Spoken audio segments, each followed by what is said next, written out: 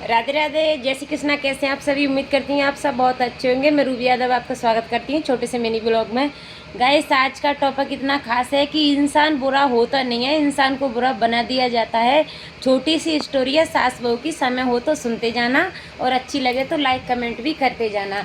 एक लेडीज़ के 2 बेटे थे और बड़े बेटे की शादी हो चुकी थी, छोटे बेटे की अभी हुई नहीं थी। तो बड़ी बहू घर में आती है तो सास बहू दोनों बड़े ही प्रेम से रहती हैं और बहुत ही अच्छा व्यवहार करती है। सास हिल मिल के माँ बेटी की तरह रहती हैं।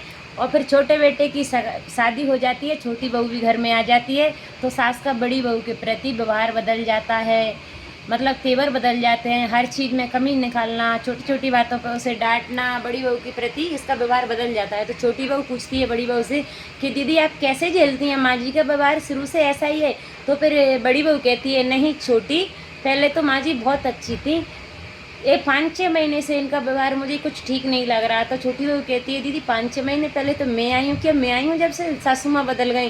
बड़ी बहू कहती है हाँ, जब से सासू माँ का व्यवहार गलत लग रहा है। मैं इसलिए नहीं कहती कि तू ये कहेगी कि मेरे चक्कर में ये लड़ती हैं। तो देवरानी कहती है चल दीदी आप टेंशन ना करें, मैं माँ जी से बात करती हूँ। तो छोटी बहू माँ जी के कमरे में जाती है सास के में और कहती है माँ जी एक बात पूछूं? तो माँ जी कहती है मुस्कुराती हुई, अरे पगली इतने प्यार से पूछ रही, पूछ क्या बात है, तू कहे तेरे लिए मेरी जान हाजिर है। तो छोटी बहू पूछती है कि आज मुझे आप दीदी की कमियाँ बताओ।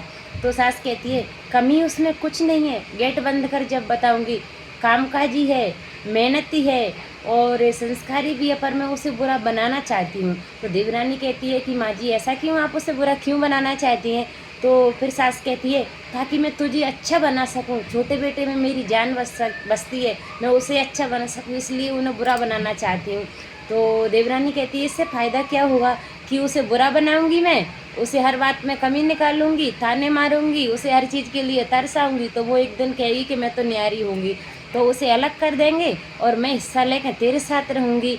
उसका तो खर्चा ज़्यादा है, उसकी बेटियां पढ़ती हैं, उसकी बेटियों के कपड़े लते तमाम खर्चा हैं, तो मेरे छोटे बेटे की कमाई भी उसके खर्चे में जाती है। फिर अपना बचेगा, तेरे बच्चे अभी हुए नहीं हैं, होएंगे जब कभी पढ़ेंगे लिखेंगे तब तक अपन जोड़ लेंगे। तेरे पास 2 हिस्सा आएंगे, मेरा तेरा, उसके पास तो एक जाएगा, कमाएगी खाएगी सड़ती रहेगी।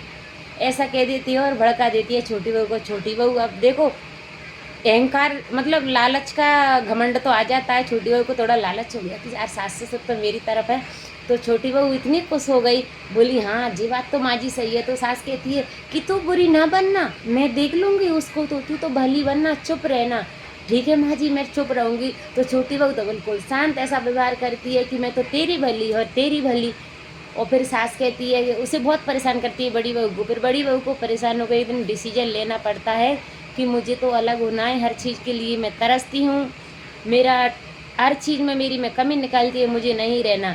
और वो तो ये चाहती थी लेकिन परेशान करके क्यों खुद नहीं कह पा रही थी कि हम कहेंगे तो ये कहेंगे कि छुट्टी आने के बाद इसे अलग कर रहे हैं।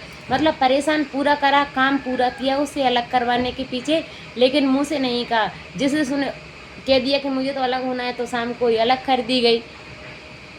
और ऐसा 100 घर में से 90 घर में ऐसा ही होता है।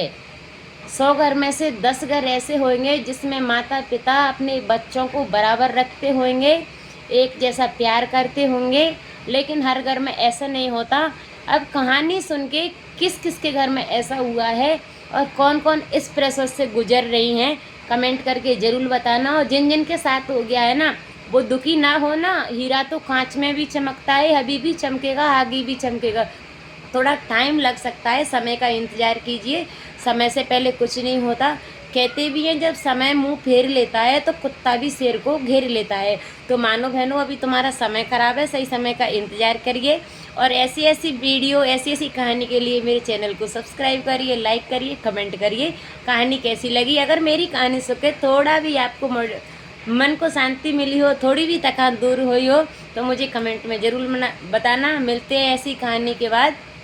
राधे राधे, जय श्री कृष्णा।